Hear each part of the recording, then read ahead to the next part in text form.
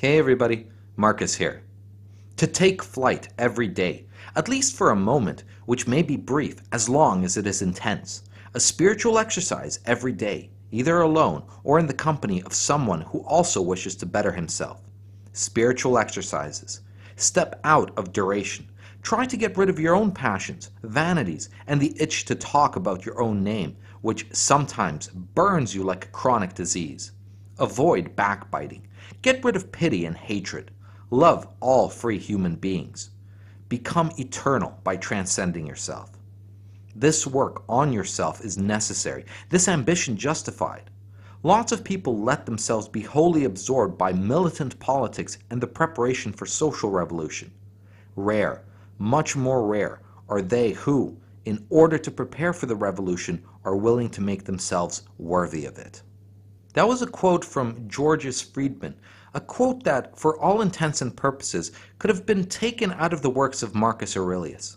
Friedman comes to the conclusion that there is no tradition, be it Jewish, Christian, or Oriental, compatible with contemporary spiritual demands. Curiously, however, he does not ask himself about the value of the philosophical traditions from antiquity, even though the lines quoted above give a decisive nod to those traditions. Spiritual exercises. Now, the expression is a bit disconcerting for people in this day and age. Firstly, it is no longer fashionable to use the word spiritual without invoking images of New Age hippies or references to a religion of one form or another. It is nonetheless necessary to use this term, because no other adjectives like psychic, moral, ethical, intellectual, a thought, or of the soul, covers all the aspects of the reality we want to describe. Since, in these exercises, it is thought which takes itself as its own subject matter and seeks to modify itself, it would be possible for us to speak in terms of thought exercises. Yet the word thought does not indicate clearly enough that imagination and sensibility play a very important role in the exercises. For the same reason, we cannot be satisfied with intellectual exercises, although such intellectual factors as definition, division, reading, investigation, and rhetorical amplification play a large role in them. Ethical exercises is a rather tempting expression since, as we shall see, the exercises in question contribute in a powerful way to the therapeutics of the passions and have to do with the conduct of life. Yet here again, this would be too narrow of a view. These exercises, in fact, correspond to a transformation of our vision of the world and lead to a metamorphosis of our personality. It is analogous to think of their transformative power as we find a transformative power in the MGTOW concepts of hypergamy and Briffault's law or the wall. By reflecting on hypergamy, on Briffault's law, or the wall, we transform our vision of women, and our disposition towards women transforms with it.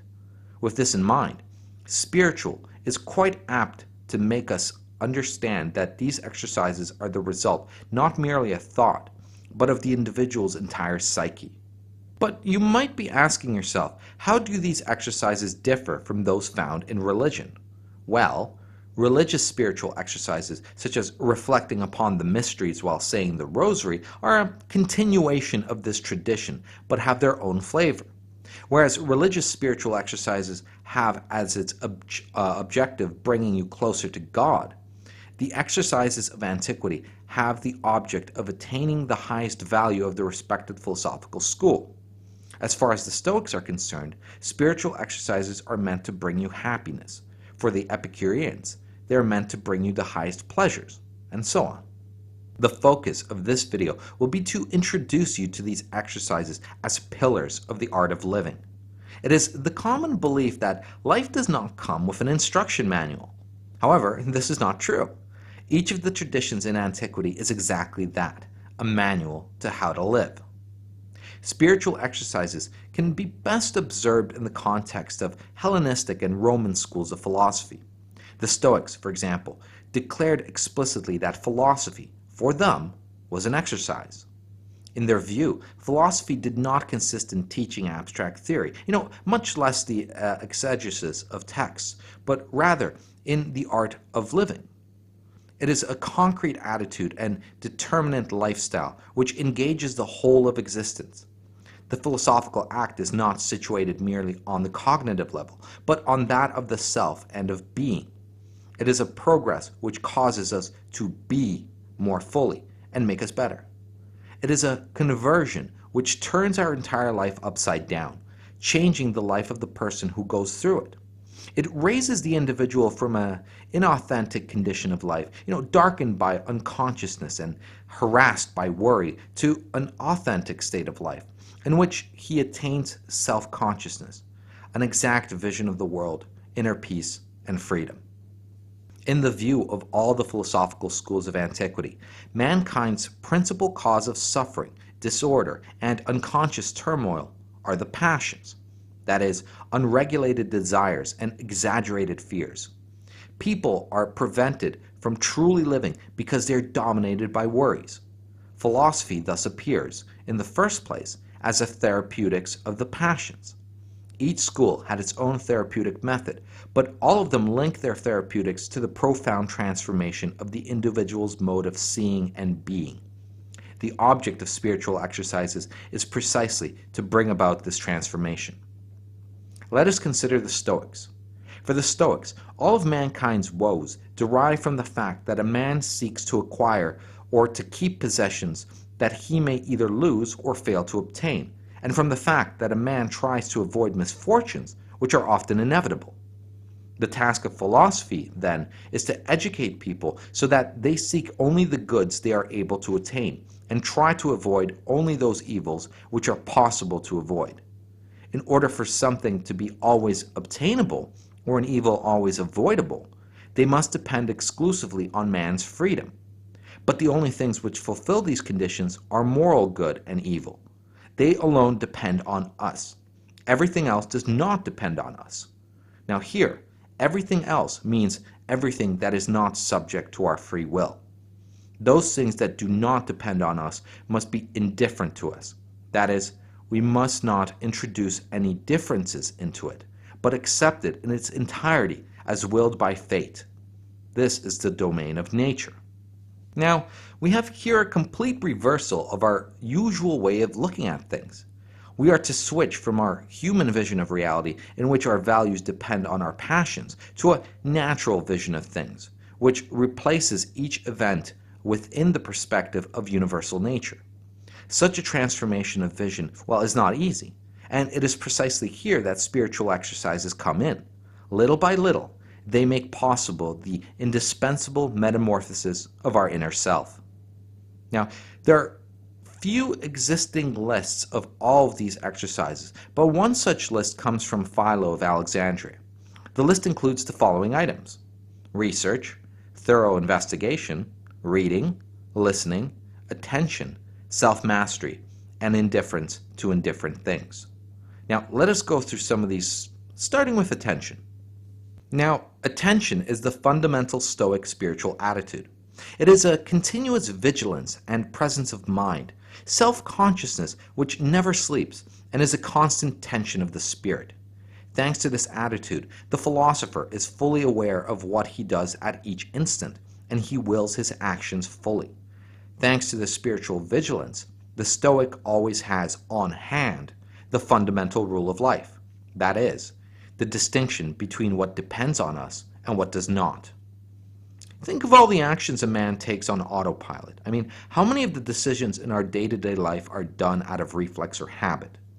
The objective of this spiritual exercise is to train yourself out of the autopilot mode of being and to be consciously aware of every decision in front of you and thereby regain the control of making it at each instant. As in Epicureanism, so in Stoicism, it is essential that the students be supplied with a fundamental principle which is formulable in a few words, is extremely clear and simple, and precisely so it may retain easily accessible to the mind and be applicable with the sureness and constancy of a reflex. Now, you must not separate yourself from the general principle. Don't sleep, eat, drink, or converse with other men without them. It is this vigilance of the spirit which lets us apply the fundamental rule to each of life's particular situations, and always to do what we do appropriately. We can also define this attitude as concentration on the present moment. Everywhere and at all times, it is up to you to rejoice at what is occurring at the present moment, to conduct yourself with justice towards the people who are present here and now, and to apply rules of discernment to your present representations, so that nothing slips in that is not objective. Attention to the present moment is, in a way, the key to spiritual exercises. It frees us from the passions, which are always caused by the past or the future, two areas which do not depend on us. Finally, attention to the present moment allows us to accede to cosmic consciousness by making us attentive to the infinite value of each instant and causing us to accept each moment of existence from the viewpoint of the universal law of the cosmos. Now, this should not be taken as some mystical state of mind, as cosmos merely refers to order, the order of things in which choice only exists in the present and not the past or future. To take the viewpoint of the universal law of the cosmos is to always bear this in mind. Now, attention allows us to respond immediately to events, as if they were questions asked of us all of a sudden. In order for this to be possible, we must always have the fundamental principle at hand. We must develop ourselves in our rules of life by mentally applying it to all of life's possible different situations, just as we adopt a grammatical or mathematical rule through practice by applying it to individual cases. In this case, however, we are not dealing with mere knowledge, but with the transformation of our personality. We must also associate our imagination and affectivity with the training of our thoughts. Here, we must bring into play all the psychogogic techniques and rhetorical methods of amplification. In other words, we must use every trick in the book to make sure we hammer this into our thoughts. We must keep life's events before our eyes, not as autopilot decided events, but as things we have a say in, and see these events in light of the fundamental rule. This is known as the exercise of memorization and meditation on the rule of life. In this way, a spiritual exercise can become a simple aphoristic sentence that is written in such a way as to have the most psychological effect on us, and then we must not only memorize this sentence, but reflect upon it. A modern-day example of such a spiritual exercise is sayings like "shit happens" or "happy wife, happy life." The exercise of meditation allows us to be ready at the moment when an unexpected and perhaps dramatic circumstance occurs. In the exercise called premeditatio malorum, we are to represent to ourselves poverty, suffering, and death. We must confront life's difficulties face to face, remembering that they are not evils, since they do not depend upon us. This is why we must engrave striking maxims in our memory, so that when the time comes, they can help us accept such events, which are, after all, part of the course of nature. In this way, we will have the maxims at hand. In a way, the spiritual exercise of premeditatio malorum is similar to one theory about dreams. It has been speculated that the purpose of our dreams is to do dress rehearsals for our brain, so that if the content of our dreams ever occur, our brain already has a plan. Though we cannot usually control our dreams, we can control our waking thoughts, and as such can imagine, what-if scenarios. The object of this exercise is to pre-decide these terrible things as independent of us, and as such, if they occur, they will not be emotionally devastating. Meditation on a spiritual exercise is much like training in a martial art. You do it not because you want to fight, but because if a fight is imposed on you, you will be ready, reflexively, to deal with the situation. What we need are persuasive formulas or arguments which we can repeat to ourselves in difficult circumstances so as to check movements of fear, anger, or sadness. First thing in the morning, we should go over in advance what we have to do during the course of the day and decide on the principles which will guide and inspire our actions. In the evening, we should examine ourselves again, so as to be aware of the faults we have committed or the progress we have made. As we can see, the exercise of meditation is an attempt to control our inner discourse, in an effort to render, it coherent. The goal is to arrange around a simple, universal principle, the distinction between what does and does not depend upon us, or between freedom and nature. Whoever wishes to make progress strives by means of dialogue with himself or others, as well as by writing, to carry on this reflection in due order and finally arrive at a complete transformation of his representation of the world, his inner climate, and his outer behavior. Now, the exercise of meditation and memorization require nourishment. This is where the more specifically intellectual exercises, as we listed before from Philo, come in, namely reading, listening, research, and investigation. It is relatively simple to provide food for meditation. For example, one could simply read the sayings of poets or the works of the philosophers. I personally derive nourishment from the Platonic dialogues and the works of Nietzsche. Reading, however, could also include the explanation of specifically philosophical texts, works written by teachers of philosophical schools. Such texts can be read or heard within the framework of the philosophical instruction given by a professor or a MGTOW YouTuber like myself. Fortified by such instruction, the student would be able to study with precision the entire speculative corpus which sustains and justifies the fundamental rule, as well as all the physical and logical research of which this rule was a summary. Research and investigation were the results of putting instruction into practice. For example, we are to get used to defining objects and events from a physical point of view. That is, we must picture them as they are when situated within the cosmic whole. Alternatively, we can divide or dissect events in order to recognize the elements in which they can be reduced. Finally, we come to the practical exercises, intended to create habits. Some of these are very much interior and very close to the thought exercises we have just covered. Indifference to indifferent things, for example, was nothing other than an application of the fundamental rule. Now, there are a large number of treatises relating to these exercises in, say, Plutarch, on restraining anger, on peace of mind, on brotherly love, on the love of children, on garrulity, on the love of wealth, on false shame, and, of course, on envy and hatred, which I covered in a previous video. Seneca also composed works of the same genre, on anger, on benefits, on peace of mind, on leisure, and so on. In this kind of exercise, one very simple principle is always recommended.